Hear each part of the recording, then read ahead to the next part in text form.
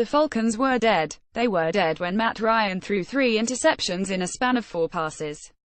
They were dead when the Saints turned that third interception into a 17-10 lead in the third quarter. They were dead when Drew Brees appeared to be in the process of leading a game-winning drive deep into Falcons territory. They were dead all night long. But what is dead may never die, somehow. Despite an awful offensive performance, the Falcons won a must-win game against the Saints on Thursday night, taking the ugly contest, 2017.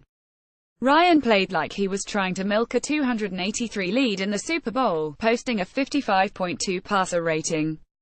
The Falcons' defense allowed Brees to average 7.7 yards per attempt and Michael Thomas to rack up 117 yards, but the Falcons won. They won because Ryan threw a tying touchdown pass in the fourth quarter, Matt Bryant kicked a go-ahead 52-yard field goal, Deion Jones picked off Brees in the end zone, and Sean Payton stepped out onto the field, which drew a controversial flag and handed the Falcons a first down that ended the game.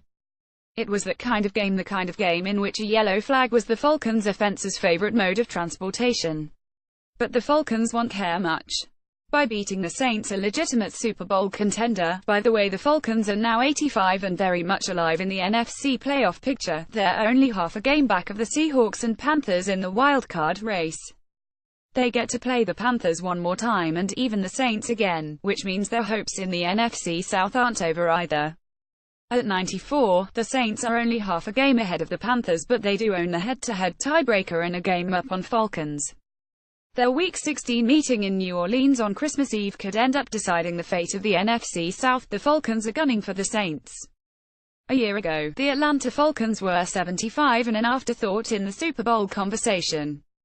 But they figured it out, won their final 4 games of the regular season, and went on a Super Bowl run until they blew a 283 lead to the Patriots. This year, the Falcons are 85 and while Thursday night won't inspire much confidence in their ability to make another deep run into January, let's give them credit for finding a way to win and most importantly, finding a way to close out an opponent with a Hall of Fame quarterback. They did it. Desperation is a hell of a drug in the NFL, and the Falcons are riding it. How far will it take them? That part still remains to be seen. But they're alive, and really, that's all that matters at this point in the season. Read on for 6 takeaways from Thursday night. 1. A sloppy affair. We were promised points from a game featuring Drew Brees, Matt Ryan, Mark Ingram, Devonta Freeman, Alvin Kamara, Tevin Coleman, Michael Thomas, and Julio Jones. But we got a 2017 game filled with mistakes. The two teams combined to go 3 of 7 in the red zone. The Saints' famed rushing attack racked up 50 yards. Ryan threw 3 picks. The Saints had 11 penalties for 87 yards. Neither team can walk away from this game feeling like they played particularly well. The debacle that we witnessed at the end of the first half was arguably the worst football of the season. Both teams should have scored, but bungled their clock and game management using a combination of Andy Reid-ish and Chargers-ish qualities. With the game tied at 10, the Falcons began mounting a drive that looked like it was going to end, at the very least, with a field goal. They had 2 timeouts sitting in their pocket and with 27 seconds remaining, Ryan hit Taylor Gabriel for a 10-yard pass that brought the Falcons to the Saints' 42-yard line. Instead of taking a timeout, they let the clock tick down all the way to 14 seconds until the officials stopped the game to review the catch. On the next play after the catch was upheld, Ryan threw an awful Bortles-esque interception to Marshawn Lattimore, giving the Saints their own chance to take the lead into halftime. The Saints responded by kicking a field goal in an illegal formation, which the officials immediately flagged. The penalty negated the field goal and took the 3 points off the board. To make matters worse, the flag actually ended the half. That's how the game entered halftime, knotted up at 10-10, a brutal botched sequence by both teams. Point 2. Falcons offense not great, but good enough. The Falcons kept bumbling around in the second half. To begin the third quarter, Ryan threw another pick. This one wasn't his fault. It was entirely on Austin Hooper for turning a short completion into a strange interception. The Saints cashed in with a go-ahead touchdown, a 1-yard strike from Brees to Thomas. The Falcons should have responded with a tying touchdown or at the very least a field goal. Instead, they responded with an atrocious interception in the end zone. What in the heck did Ryan see on this play? That was Ryan's 3rd pick of the game. A note: tonight is Matt Ryan's 8th game with 3 interceptions since 2012. The only QB with more 3-int games since 2012 is Eli Manning, 10 games. Warren Sharp at Sharp Football, December 8, 2017. Ryan ended up atoning for his sins, though, with one pass. With roughly 10 minutes to go in the game, with the Falcons trailing by 7 points, Ryan hit Mohamed Sanu for a tying touchdown on 3rd down. Even Ryan's game-winning drive wasn't worthy of recognition. It traveled 38 yards on 8 plays and ended with a lengthy field goal. The Falcons did not win because of Ryan. They won despite his awful play. He finished 15 of 27 for 221 yards, 1 touchdown, 3 interceptions, and a 55.2 passer rating. Strangely enough, Ryan now has 2 3-interception games this season, and the Falcons have won both of those games.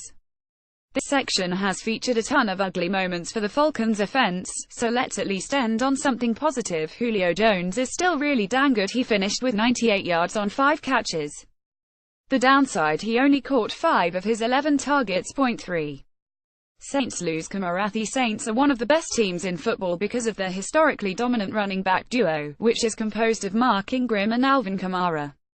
The duo entered Thursday with 2,397 yards from scrimmage and 20 rushing and receiving touchdowns.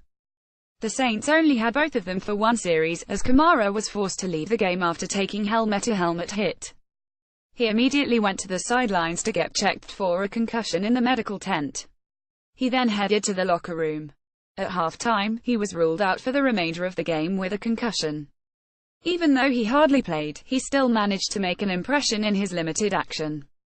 On the second play from scrimmage, the Falcons simply decided to not cover Kamara, who turned a wide-open catch into a 23-yard gain. He picked up 27 yards on 4 touches before departing. The Falcons didn't play particularly well in this game, so it's worth wondering how they would have fared if Kamara had been healthy, because Kamara is a game-changer. More importantly, it's worth wondering how Kamara will recover in the week ahead. The Saints are a good football team and feature a ton of quality players on both sides of the ball, but they need their backfield to be healthy to be a contender. Ingram, by the way, finished with 49 rushing yards on 12 carries, but he did add 43 receiving yards. 4. Brees falters late. For so much of this season, the Saints haven't needed Brees to be their savior. They've been able to lean on a dominant ground assault and a completely revamped defense, while Brees has simply guided the offense along. Finally, on Thursday night, the Saints needed Brees. And he came oh so close to saving them before coming up just short. He took an awful sack on a critical 3rd down in the 4th quarter. And then he made the wrong throw at the wrong time in a 3-point game to seal the Saints' fate. Remember, the Saints didn't absolutely need a touchdown. A field goal would have extended the game. Instead, Brees threw the game away. It's not that Brees necessarily played poorly. His numbers actually look good: 26 of 35 for 271 yards, 2 touchdowns, 1 interception, and a 103.4 passer rating. It's just that the Saints needed more from him with Kamara out and the rest of the offense not playing up to its peak. He failed in that regard. 5. Michael Thomas is really damn good. Real quick, even though the Saints lost, let's give one of their players a ton of credit. Receiver Michael Thomas dominated the Falcons' secondary, hauling in 10 passes for 117 yards and a touchdown. At one point during the game, NBC analyst Chris Collinsworth said something about how, and I'm paraphrasing here, Thomas has just figured out how to play the game. He's not wrong. Thomas is so dang fun to watch because his routes are so smooth. He seems to understand how to attack every coverage, and he hardly drops passes. This was my favorite moment from his huge night. Make sure you watch the replay, because you'll see how smooth Thomas' route was. 6. What's next? On to the home stretch. The Saints have 2 very winnable games remaining on their schedule, because they play the Jets and Buccaneers in weeks 15 and 17.